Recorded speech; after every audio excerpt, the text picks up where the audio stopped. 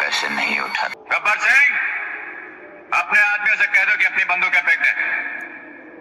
रिश्ते में तो हम तुम्हारे बाप होते हैं, नाम है शहंशाह। दोस्तों, ये डायलॉग उस आवाज और अंदाज के चंद नमूने हैं जिन्होंने भारतीय सिनेमा और दर्शकों के दिलों पर 50 साल से भी ज्यादा समय तक राज किया है। लेकिन आपने कभी सोचा है कि इन दमदार डायलॉग्स के पीछे की वो कलम किसकी थी जिसने एक साधारण से दिखने वाले कलाकार को यंगरी यंगमैन से लेकर भारतीय सिनेमा का शहंशाह तक बना दिया? बहुत से एक्टर आए और गए, लेकिन अमिताभ बच्चन ने अपनी डायलॉग डिलीवरी का सिक्का एक बार जमा लिया तो आज तक वो सिल्वर स्क्रीन से लेकर टीवी स्क्रीन तक अदाकारी के बेताज बादशाह बने हुए हैं। दोस्तों, आज हम आपको न केवल अमिताभ के वो टॉप डायलॉग्स बताएंगे जिन्होंने उन्हें शोहरत की बुलंदी तक पहुंचाया, बल्कि उनके अंदाज के पीछे के अल्फाज यानी उन डायलॉग्स को लिखने वाली हस्तियों से भी रूबरू कराएंगे जिनका अमिताभ की कामयाबी में बहुत बड़ा रोल रहा है। इस फहरिस्त में पहला और शायद सबसे बड़ा नाम है सलीम जावेद का, जिन्होंने न केवल अमिताभ की कामयाबी की बुनियाद रखी बल्कि उनकी यंगरी यंगमैन की इमेज बनाई और इस इमेज को अपनी कहानियों और संवादों के जादू से लगातार चमकाते हुए सुपरस्टार बना दिया। दोस्तों, सलीम जावेद कोई एक शख्स नहीं बल्कि दो लोग हैं, सलीम खान और जावेद अख्तर, जो फिल्मों के लिए एक साथ कहानियां और डायलॉग लिखते थे। साल 1972 में जब 3 साल के फिल्मी संघर्ष और 1 दर्जन फ्लॉप फिल्मों से मायूस हो चुके अमिताभ बच्चन फिल्मी करियर छोड़ने का मन बना चुके थे, तब उनकी एक और फिल्म आई जंजीर। यह वो दौर था जब देश में महंगाई, बेरोजगारी और भ्रष्टाचार का बोलबाला था।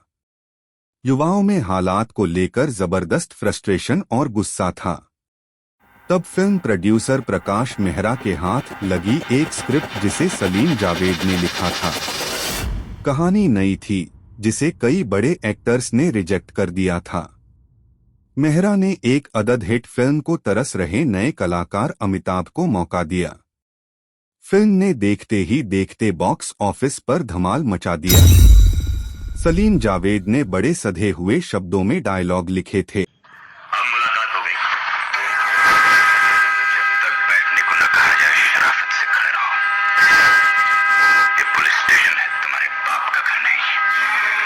इस फिल्म ने न केवल अमिताभ को यंगरी यंग मैन का तमगा दिलाया बल्कि उनकी और सलीम जावेद की जोड़ी चल निकली। अगले 2-3 साल में ही संवाद और अदायगी की इस जोड़ी ने सुपर हिट फिल्मों की लाइन लगा दी। फिल्म दीवार के डायलॉग्स तो लोगों के सिर चढ़कर बोले। और हमेशा एक जगह गाड़ी रोककर अपने जूते पॉलिश करवाते थे। हाँ, क्यों? आज भी फेंके हुए पैसे नहीं उठा सकता। 1975 में आई भारतीय सिनेमा की ब्लॉकबस्टर फिल्म शोले, जिसने न केवल कामयाबी और कमाई के नए रिकॉर्ड बनाए बल्कि उसके डायलॉग आज भी लोगों की जुबान पर हैं। अगर किसी ने हिलने की कोशिश की तो भून के रख दूंगा। गब्बर सिंह, अपने आदमियों से कह दो कि अपनी बंदूकें फेंक दें। इसकी कहानी और डायलॉग भी सलीम जावेद ने ही लिखे थे, लेकिन मल्टीस्टारर फिल्म में उन्होंने संजीव कुमार, धर्मेंद्र से लेकर गब्बर यानी अमजद खान के लिए उनके किरदार के मुताबिक डायलॉग लिखे थे और हर किरदार पर वे फिट बैठे। शोले में अमिताभ का रोल सेकेंडरी था, लेकिन यहाँ भी उनकी संवाद अदायगी जबरदस्त थी। शोले का जय अपने दोस्त बीरू की शादी का प्रस्ताव लेकर बसंती की मौसी के पास जाता है। यहाँ भी अमिताभ अपने गंभीर किंतु चुटीले अंदाज में वाहवाही लूटते हैं। मौसी पूछती है कि लड़का कैसा है, उसका खानदान क्या है और कमाता कितना है वगैरह। यहाँ जय एक एक कर वीरू की ऐसी खूबियां गिनाता है कि दर्शक भी समझ नहीं पाते कि वह शादी कराने गया है या शादी तोड़ने। यह संवाद इतना जोरदार, व्यंग और कटाक्षलीय था कि इसने एक्शन मूवी के भीतर हेल्दी कॉमेडी की सबसे धारदार नुमाइश की।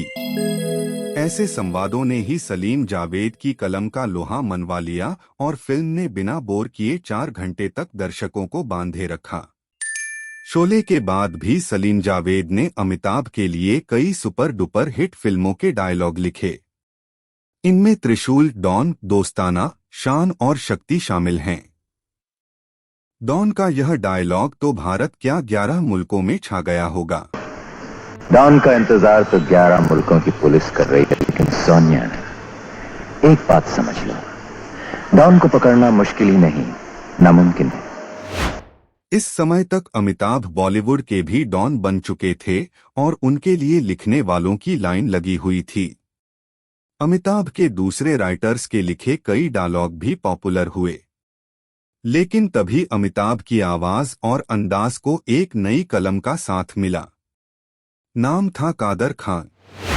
वही कादर खान जो जल्द ही अपनी कलम से ज्यादा एक्टिंग के लिए पॉपुलर हुए, लेकिन उन्होंने अमिताभ के लिए कई सुपरहिट फिल्मों में डायलॉग लिखा। लावारिस, नटवरलाल, खून पसीना, सत्ते पे सत्ता, इनकलाब, गिरफ्तार, मुकद्दर का सिकंदर, हम और अग्निपथ में कादर खान के लिखे डायलॉग्स अमिताभ बच्चन के लिए सोने पे सुहागा साबित हुए। अग्निपथ के लिए तो उन्हें नेशनल अवार्ड भी मिला। दीनानाथ जॉन, पूरा नाम। बाप का नाम दीनानाथ जॉन, माँ का नाम सुहासिनी जॉन, गांव मांडवा, उम्र 36 साल 9 महीना 8 दिन, 16 घंटा चालू है। अमिताभ के लिए लिखने वालों के नाम दर्जनों में हैं, लेकिन यहाँ हम एक और नाम का जिक्र कर रहे हैं जिसने अदाकारी के इस शहंशाह की शोहरत कायम रखते हुए नई बुलंदी दी। इंदरराज आनंद ने कालिया और शहंशाह जैसी सुपरहिट फिल्मों के डायलॉग लिखे थे। शहंशाह के इस डायलॉग ने तो धूम मचा दी। कौन है? में तो तुम्हारे बाप होते हैं, नाम है शहंशाह। 90 के दशक तक भारतीय सिनेमा के पर्दे पर अमिताभ का नाम बोलता था। उनके अदाकारी और डायलॉग डिलीवरी का कोई जोड़ और तोड़ नहीं था, लेकिन एक न एक दिन सबके सितारे गर्दिश में आते हैं। सदी का अभिनेता घोषित हो चुके अमिताभ सदी के आखिर तक अर्श से फर्श पर आते दिखे। उन्हें फिल्में मिलनी कम हो गईं और उनकी कंपनी ABCL के दिवालिया होने से वो गंभीर आर्थिक संकट में फंस गए। करोड़ों का कर्ज था और कामयाबी दूर होने लगी थी। तभी उन्होंने छोटे पर्दे पर हाथ आजमाया और कौन बनेगा करोड़पति के होस्ट के रूप में वो टीवी पर छा गए। उनकी आवाज का जादू फिर लोगों के सिर चढ़ बोलने लगा।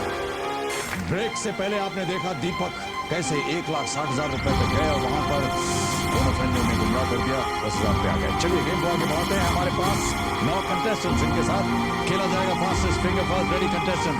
आपका ध्यान बटेगा स्क्रीन पर, ये रहा आपका सवाल। देवियों और सज्जनों, कंप्यूटर जी लॉक कर दीजिए जैसे जुमलों ने तो उनकी एक अलग ही छवि बना दी। लेकिन आपको हैरानी होगी कि सिनेमा की तरह ही छोटे पर्दे पर भी हर चीज पहले से लिखित होती है और यहाँ भी अमिताभ की आवाज को किसी और के अल्फाज का सहारा मिल रहा था। यह नाम है RD तेलंग, जो पिछले 20 साल से KBC में अमिताभ बच्चन के लिए स्क्रिप्ट लिख रहे थे।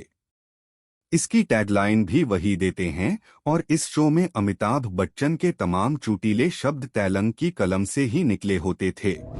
अमिताभ बच्चन ने 15 सीजन के लंबे सफर के बाद KBC को अलविदा कह दिया है, लेकिन उनकी जुबान से निकले तेलंग के लिखे ये डायलॉग लंबे समय तक लोगों को याद रहेंगे। तो दोस्तों, उम्मीद है आपको यह वीडियो पसंद आया होगा। चलते चलते इसे लाइक, शेयर और सब्सक्राइब करते चलें और कमेंट बॉक्स में अपनी राय भी जरूर दें।